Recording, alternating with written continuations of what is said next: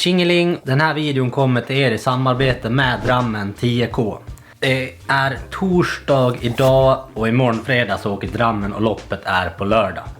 Sen åker jag hem på söndag så det blir en hel weekend i Drammen. Sigrid är på cykelsemester på Mallorca så hon kommer tyvärr inte följa med. Så jag blir ensam solotripp till dit så får vi se om vi hittar på några roliga norskar och svenskar kanske där.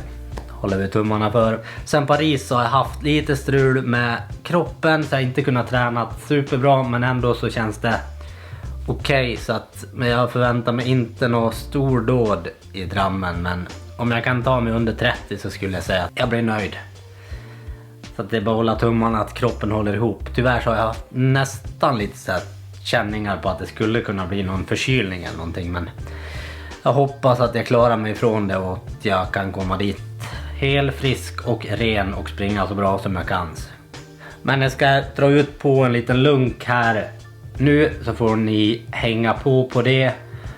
Och sen så åker vi till Drammen imorgon så då blir det väl en fin ride över the gräns. Bara hålla tummarna att blåa faran Audin håller ända dit. Det är väl alltid ett jäkla spänningsmoment att dra iväg.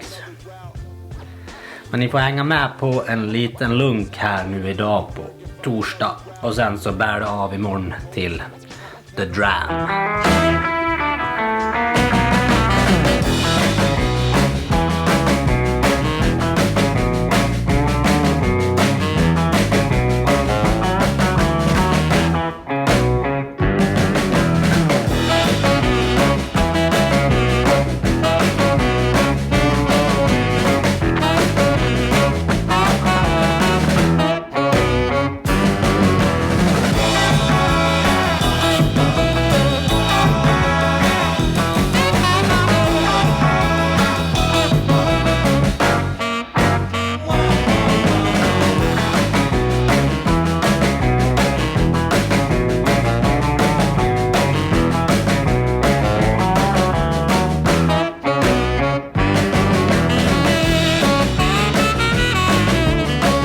Nu är det fredag och jag är på väg och håller på och packar och grejer. På loppet så ska det bli perfekt löparväder, men det är möjligt att jag måste ha armsleeves. Men som vanligt så är problematiken, de här är väl ändå hyfsade i bicepsmått, men de här är lite för slappa här uppe så att de kommer glida ner på mig. Så att just nu så ska det bli lite syjuntesession här. Så nu har jag plockat fram den berömda sygrejsasken. Många kanske tror att det är Sigrid som syr här hemma, men det tyvärr. Det är jag som sköter hand om syningen. Jag har lärt mig också att köra symaskin. Jag köpte symaskin för ganska länge sedan, men jag lärde mig typ aldrig att få ordning på den. Men till slut så lyckades jag i alla fall lära mig. Men nu ska jag i alla fall sy de här lite tajtare här uppe så att de hänger kvar. Jag har bara svart eller vit och tyvärr så har jag inte den här neongula. Så att jag har svart, vit och grå. Så vi kör på vit. Vad fan.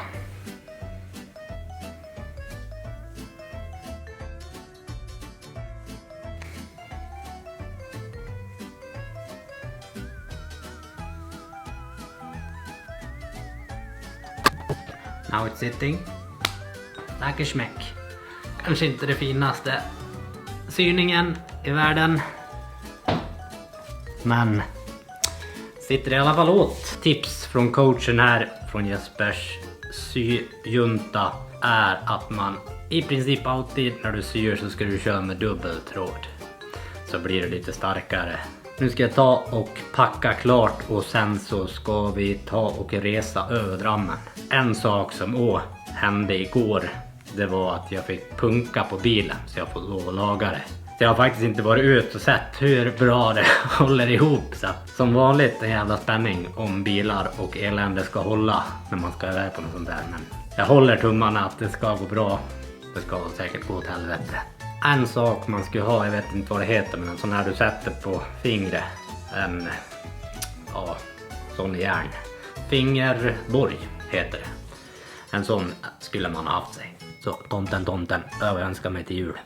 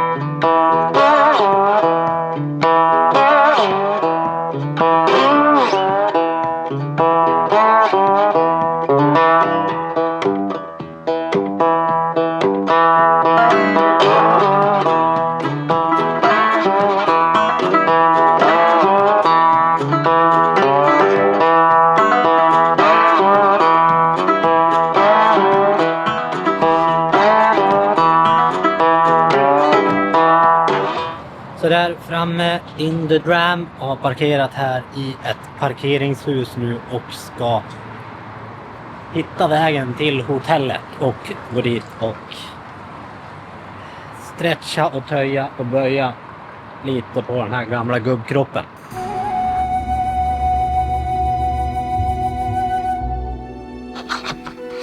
Nu så har jag checkat in här på hotellet på Scandic Ambassadör i Drammen. Så nu ska vi försöka få lite, lösa upp på lite skit när jag har suttit i den där jävla bilen. Så nu ska jag försöka få lite loss på de här jävla höftböjarna.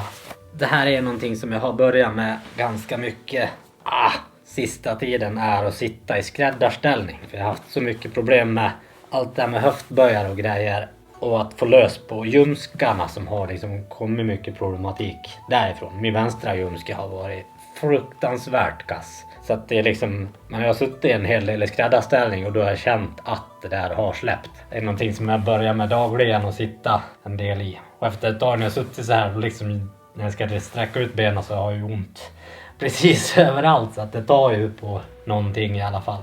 Så tanken är nu att försöka stretcha och töja lite. Sen ska vi ut och springa vid 6 typ.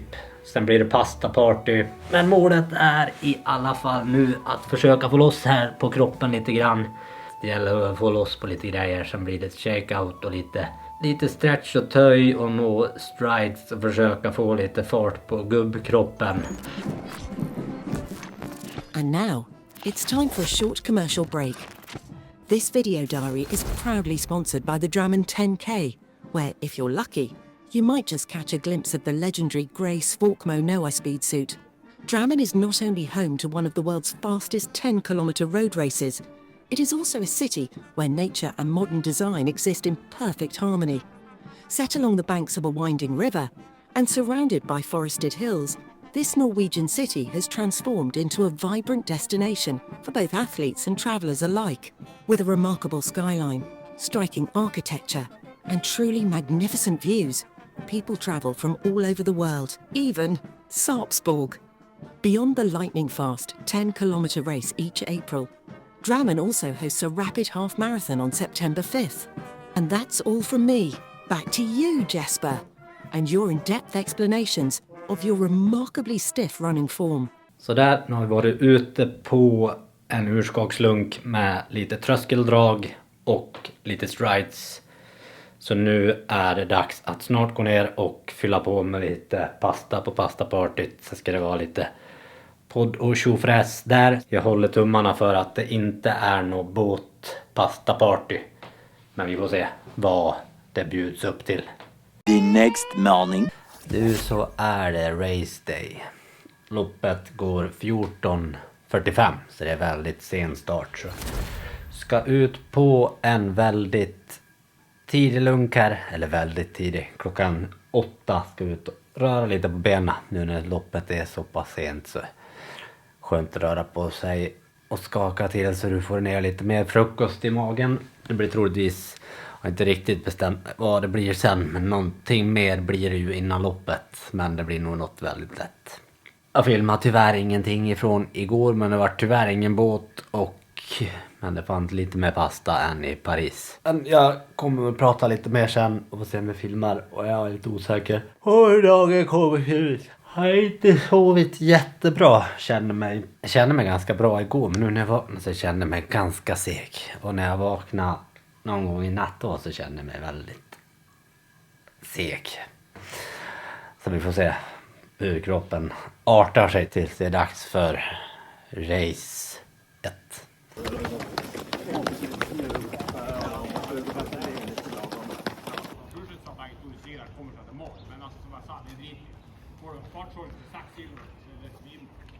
Kvart över 12 är klockan, så det är väl 2,5 timme kvar, så att jag har dragit i mig lite Nomio. Jag var ute och gick en vända och jag har larm på telefon på allt ska i sig. Jag har tagit en Nomio nu och nu så är det dags snart att dra i sig lite sånt här bikarbonatet som ska i med. De här ska snart i. Så jävla talanglös, jag måste ha ställa larm på allting, så nu har jag ruskat igång det här bikarbonatet och så ska jag ha de här kulorna som ska ner i det där när som helst och så ska vi slaska i oss det. Och så har jag tagit Nomio 3 timmar innan och nu 2,5 timme till loppet så blir det bikarbonat för att få bra effekt på det. Så jag ska hitta någonting och slaska in med det, för jag har tyvärr ingen sked. Nomio kartongbit får vi ta och vispa runt det här med och äta med. Man tager vad man haver. Du beskriva för Sigrid förut vad det smakar och jag tycker att det är typ som kräm, vilket man inte har ätit sedan man var liten. Men det här själva hydrogelgrejsen smakar typ det. Det är det enda som jag liksom kan beskriva det med. Så sen är det bara röra ner det här nu. Det här har stått och dragit i 5 minuter. Tanken sen nu på loppet är att gå ut i en klunga och inte bry sig om farten så mycket. Och liksom försöka inte hålla någon koll på tider och grejer och mest bara gå med i den klungan och försöka springa av placering. Försöka liksom ligga i klungan och ha tålamod och sen försöka gå på sista 3-4 kilometrarna. Det är Vegard Varnäs kommer ju sikta mot 28-20 någonting och så är det en engelsman som är bra. Som jag tror är här i alla fall. Man är lite osäker, jag har inte hört allting om han. Men sen är det väl 6-7 norskar som kommer vara strax under 30.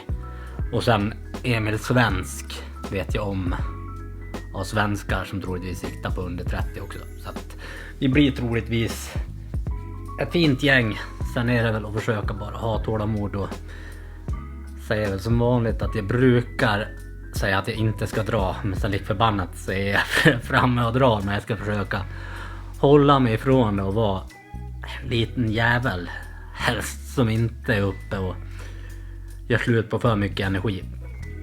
Så att det är ju troligtvis medvind bortåt. Så det kommer troligtvis gå lättare. Sen vänder vi efter 6 kilometer ungefär. Så har vi 4 kilometer till mål efter vändning. Så här har vi race-outfiten. Ett par tunna, jättetunna par Hoka socks. Jättetunn mesh på de här.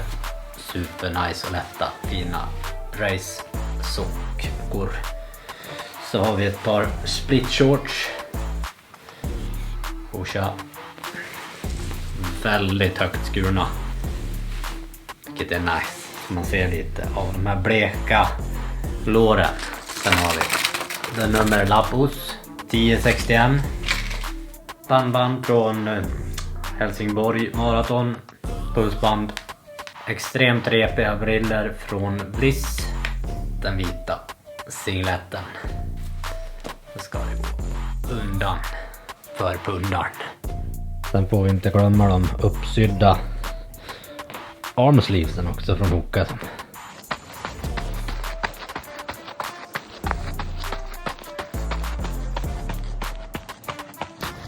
Ute på bärningslunken mötte nyss legenden Ingrid Kristiansen, så det lär vara ett gott tecken.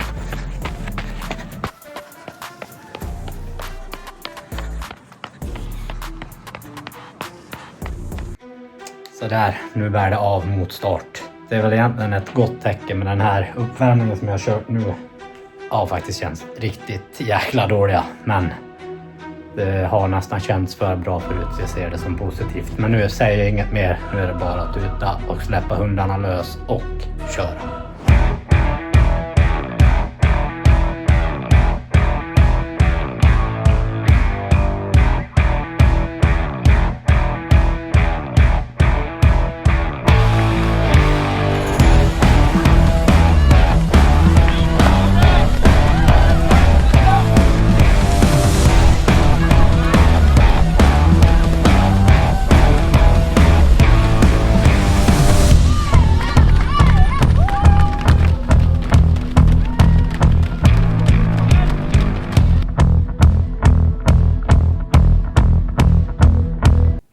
Färdigtävlad och 30-25. En jävla dödsmarsch. Tyvärr. Jag ska reflektera lite över det här jävla skiten. Och så ska jag göra en lite mer summering framöver. Egentligen dumt bara att skjuta på det. Men jag gör det för jag orkar fan inte prata om det just nu. Nu vill jag ha med lite käk. Och en jävla gravöl. Och fundera på. Eller ja, jag vet ganska väl vad jag behöver framöver för att det ska gå bättre. Så det är väl bara att... Men jag kommer ge er en sammanfattning om vad som hände och varför det hände. Så det kommer en sammanfattning här. Vad som gick åt helvete och vad jag tror jag ska göra för att det inte ska gå åt helvete. The next day. Tjenare. Tanken var att jag skulle riva av den här jäkla sammanfattningen nu. För jag vet att kommer jag hem så kommer jag inte vilja göra det här. Men det som i starten gick så var det ju ganska stor klunga. Så att enligt min Strava så var det 3 blank på första kilometern. 2.55, 2.56, 2.58 till fjärde. Sen så vart det relativt tungt snabbt. Jag försökte att springa och inte kolla på klockan. Så vart liksom kilometern ner mot 3.05 där. Jag liksom tappar tyvärr ganska mycket direkt. Förut så har det varit så att det centrala har varit så pass mycket bättre än benen. Så jag har känt att det liksom var det som har krånglat för mig. Men sen efter det här perioden med liksom strul med höfter och grejer så har liksom jag börjar fått ordning på benen tycker jag, men det är det centrala som inte är superbra. Förut så var det så att det var benen var mycket sämre än det centrala. Men nu tror jag att det är tvärtom. Nu tror jag att det är hjärta-lungor som är sämre än benen. För det känns väldigt bra muskulärt och liksom mekaniskt att springa i höga farter. Men det håller ju uppenbarligen inte. Så att jag höll fart i klungan typ till, det var nog innan 4 kilometer som jag fick lov att släppa klungan. Och då vart det tungt ganska snabbt när han var ensam. Och det var jättelångt till vändningen. Och när vändningen kom så var det fruktansvärt långt tillbaka, kände det också att det var motvind. Så tog det inte så lång tid efter vändningen innan Ärstas klunga kom ifatt mig som Ärsta drog. Och då var det bara att lägga sig bakom den långa rackaren och försöka åka snålkust tillbaks. Så att det var väl, jag kände att någon jäkla måtta får det vara, så att tiden hade nog runnit iväg extremt mycket om jag hade fortsatt springa själv. Men det var i alla fall att det var 3.05 på en kilometer, 3.09, 3.11, 3.05, 3.05 och 2.57. Så jag gick upp när vi började närma oss med 500-600 meter kvar, så sprang jag upp. Skulle bidra lite i alla fall för att jag fick åka med i klungan mot mål. För det var tacksamt, för annars hade det tagit jäkligt lång tid tillbaks. Så det var bara att bita ihop och ta sig med där. Men då i alla fall så sprang jag upp bredvid Ärsta och sa att han skulle hänga på och drog upp farten lite mot en spurt in mot mål. För jag kände när Ärsta kom förbi, jag ska fan inte få stryk i spurt av den där jäveln, vet du, för då hade jag fått lov att hört det där i ett år, vet du, så att då i alla fall fick jag lov att göra någonting vettigt med dagen. Och det var väl det jag lyckades få till då. Men det jag tror mycket på framöver nu, och som jag tror kommer ge ganska mycket, det är att få upp volymen ganska rejält framöver. Springa kanske, inte behöva springa så jäkla mycket snabbt, men liksom springa LTN-grejer och liksom låg tröskel, och sen samtidigt försöka dra upp volymen ganska rejält. Också viktigt att jag går och får behandling på den här jäkla, jag har ju som en nerv bak i ryggen som har krånglat ner i foten, så att inte den fuckar upp, och sen också få behandling på musklerna och försöka hålla dem bra, och sen sköta sig själv med att töja och köra lite självmassage och sådana grejer för att få ordning på det här. Tanken framöver är ju nu att försöka träna på bra och få upp kapaciteten för att hålla de här jäkla loppen. Jag har någon tanke på att eventuellt springa Bålsta stadslopp, Nåmio 10K, eller så blir nästa Grue halvmaraton. Så jag hoppas väl att det ska kunna bli lite bättre till dess, men annars så det är lätt att sitta här och säga att 3:25 är så fruktansvärt dåligt, men det är faktiskt en bra tid med tanke på hur rökt jag varit längs vägen, så är det bra att kunna hålla ihop det så pass ändå, fastän jag hade hoppas och kanske kunna tagit mig under 30. Sen hade jag kanske kunnat sprungit på låga 30 om det hade varit en lite lugnare öppning, men jag tycker ändå att det var rätt av mig att öppna i den farten, för jag hade inte ändå varit nöjd med att springa på ett säkert resultat, och jag tror att den här urblåsningen kommer vara bra för mig framöver mot kommande tävlingar och kommande formbygge. Tjingeling, framtids Jesper här ifrån tisdag. Natten till tisdag så har det tyvärr brytit ut en förkylning. Det är inte något försök till någon bortförklaring eller någonting, men mest bara att jag ville flika in det. Tjoflöjt. Sen är det så att jag också haft en tävling där man skulle gissa tiden vad jag sprang på för tid. Och en sekund ifrån får man gissning på 30:26 kommer bypojken Alfred Andersson. Så stort grattis till dig, Alfred. Tusen tack för att ni tittade, så ni får inte glömma att gilla den här videon, prenumerera på kanalen och dela och berätta för era vänner om den här YouTube-kanalen om ni tycker att den är bra. Och sen säger vi väl som vanligt, fridens liljor.